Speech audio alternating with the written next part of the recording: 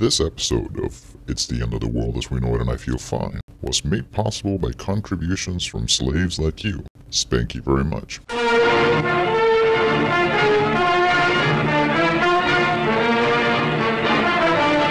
This is the chamber of the House of Representatives within a few moments after it was emptied, still showing the aftermath of the wild hail of bullets by fanatic Puerto Rican nationalists. It's the end of the world as we know it, and I feel fine. Good morning, slaves, and welcome to another edition of It's the End of the World as We Know It and I Feel Fine, your secret Orwellian vernacular decoder ring. Look, here's how the decoder works. I'll give you a two-word clue. And the second word is in our secret code. The first word is Oil. I am your host, the Stimulator, and the company formerly known as British Petroleum has now changed its name to Butt Pluggers. BP is claiming that they have plugged the hole that has dumped more oil than any other spill in history. Meanwhile, federal officials are saying that a quarter of the oil that escaped BP's hole has evaporated or dissolved like sugar in water? Wait a motherfucking minute. Did they really say dissolved like sugar in water? Now, here is the secret code word. Sugar water.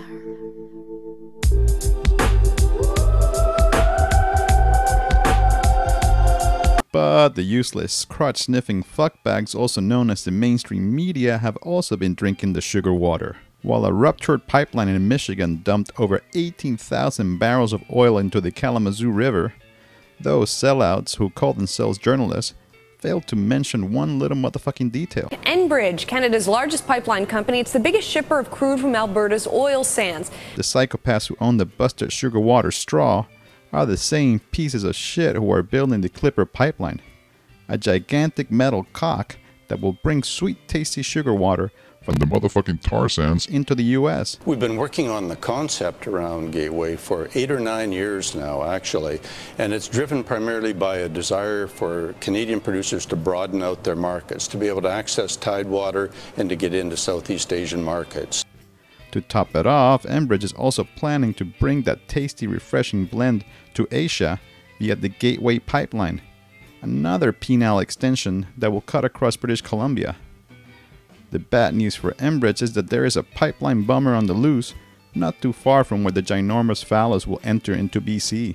And speaking of pipeline bombers, the Movement for the Emancipation of the Niger Delta, or M.E.N.D, has promised fresh attacks on oil company infrastructure, citing the government's slowness in meeting their demands. Jomo Bomo, a spokesman for M.E.N.D, issued a statement. Our attacks on the oil industry are imminent, seeing that the government of Goodluck Jonathan has nothing to offer the people of the Niger Delta. M.E.N.D has successfully disrupted over 25% of Nigeria's sugar water output, which is a good thing, since this delicious liquid tends to be flammable, as the Popo in Northern Ireland found out.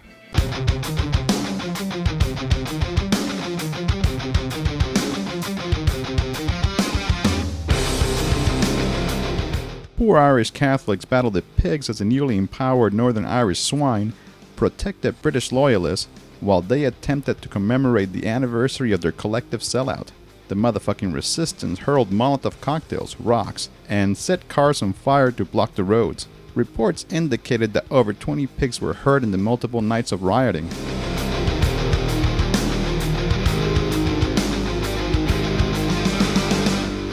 More sugar water bombs were tossed at a town hall near Moscow as environmental activists stormed the government building in protest to a proposed highway that would decimate an ancient forest. As you can see, the plan starts off along the railway, then makes a very strange detour into the forest. It circles in a very odd way, then goes back to its original route. It's all to make way for shops and supermarkets. It's simply money thereafter, nothing else. The activists said that they have petitioned the government peacefully, but their grievances have been ignored. Last but not least, Puerto Rican freedom fighter Lolita Lebrón passed away. Lolita was the mastermind of an attack on the U.S. House of Representatives, in which armed freedom fighters entered the Capitol building and shot 5 lawmakers. The attack was successful, in which it brought international attention to the plight of the Puerto Rican people and inspired a wave of militancy in the U.S., Even after being caught and facing many years in prison, Lebrón was unrepentant, a rare quality in today's North American resistance movements. What was the purpose of the shooting? Purpose of the shooting was the clamor of freedom for my country. Well, miss, can you tell us whose idea this was? Not that. It's my idea and our idea, the four of us idea.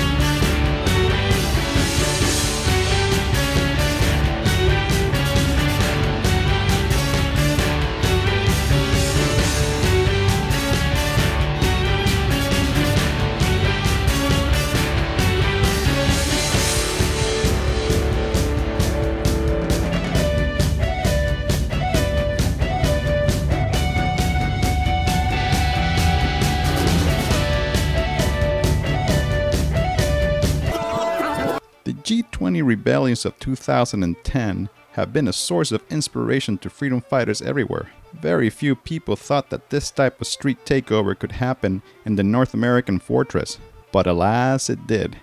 And many brave peeps risked jail time to let our rulers know that we are not afraid, that $1 billion security budget can't stop the bomb rush, that the managers of the movement are irrelevant, and that the untamable youth are fucking pissed. But the pigs are lazy pieces of shit and chose to arrest the low-hanging fruit. M.E.N.D was one of the over 1,000 arrested on that hot summer weekend. It was before any of the property destruction, and it was actually before the protest on the 26th even started. After being searched and detained illegally, the police accused us of having a Molotov cocktail, which consisted of a small plastic water bottle with a small amount of vinegar in it, and a lighter.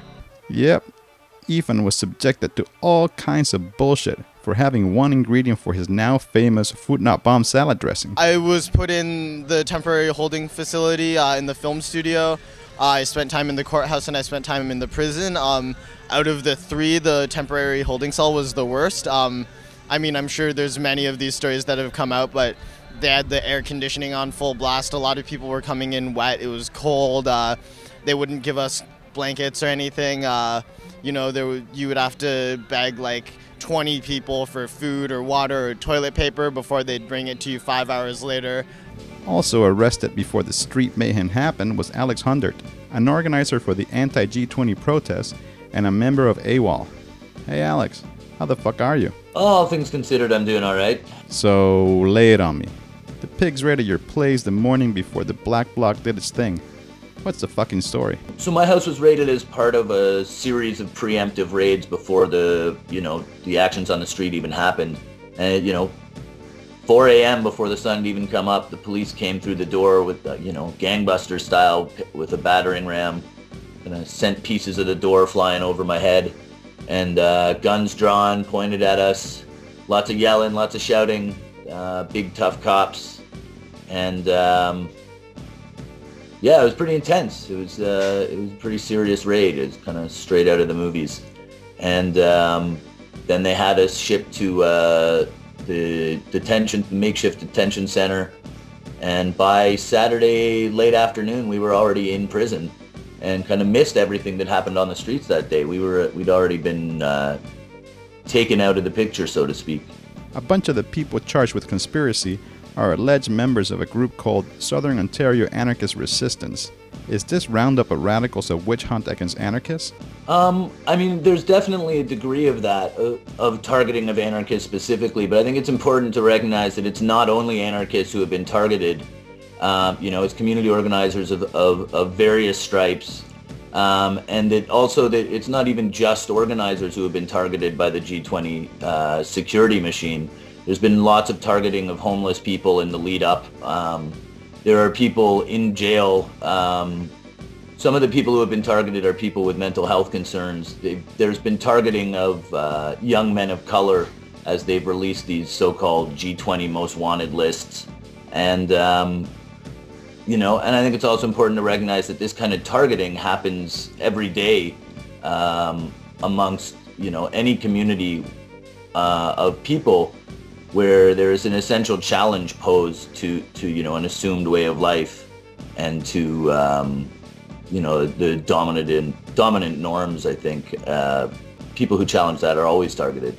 Pigs are pretty pissed that you have been giving interviews to the media while on bail, and have threatened to throw you back in the slammer if you don't shut the fuck up. And now, you decided to come and talk to the motherfucking resistance on my filthy fucking show. Are you out of your fucking mind? No, I don't think so. I mean, on the one hand, I don't think it's, I don't think there's anything wrong with refusing to be silenced. I think that's really important. But I mean, it's also being done under the conditions where I recognize that what the police are doing, that there is no actual breach of my conditions. They're trying to scare us. It's standard harassment and intimidation. And again, that's something that the police do all the time. The police are always intimidating and harassing people and their communities when people are, you know, saying things that the police don't want them to say.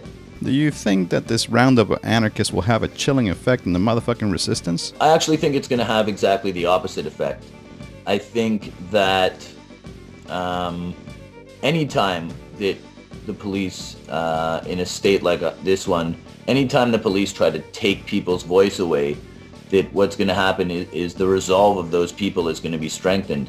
And I think that anytime they target individuals, solidarity is built around those, not around those people, but, you know, in the many. And that we can already see that happening where lots of people are coming together to continue a lot of the momentum that was carried into the G20 of building networks. And that while that's one of the things I think that the state is trying to attack, is to break apart those networks, targeting and repression only serve to strengthen that solidarity, I think. As someone who has shown extraordinary courage in the face of spending some time in a government cage, how about giving peeps out there some deep, inspiring thoughts?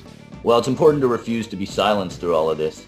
It's also really important to be able to identify and to recognize that a lot of these processes of being targeted are scary and they're traumatic experiences. And so to be able to admit that we're scared and that, you know, that dealing with having people's friends and family and loved ones being behind bars or targeted, that dealing with that is also scary and really hard.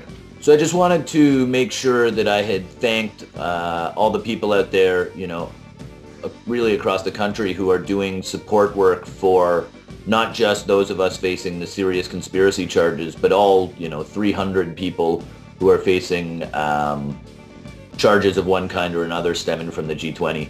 And I wanted to thank those people, you know, not just for the tremendous amount of work they're doing around the support and the defense, but for the work that they continue to do in their day-to-day lives that is so important. I mean, that is what all of this is really all about. Thanks, Alex. And that about does it for this edition of It's the End of the World As We Know It and I Feel Fine. Big motherfucking ups to the peeps who have kept the coverage of the Summer of Rage alive. Joao, Garcon, Robert, Igor, Mark, Andrew, Landon, Richard, Ivor, Audrey, Michael, Samantha, Tom, Yasmina, Nora, Franz, Carson, Sabina, Dora, Jim, James, Sakura, Rodney, Jason, Dan, Caleb, Sean, and Pino. Yepeshi. I also want to let you all know that I've released a new clip from my upcoming film End-Civ entitled Pacifying Resistance, so check it out at endciv.com. To comment on this show or for links to G20 prisoner support, just visit my fucking website, stimulator.tv. Now keep it real and keep it clean.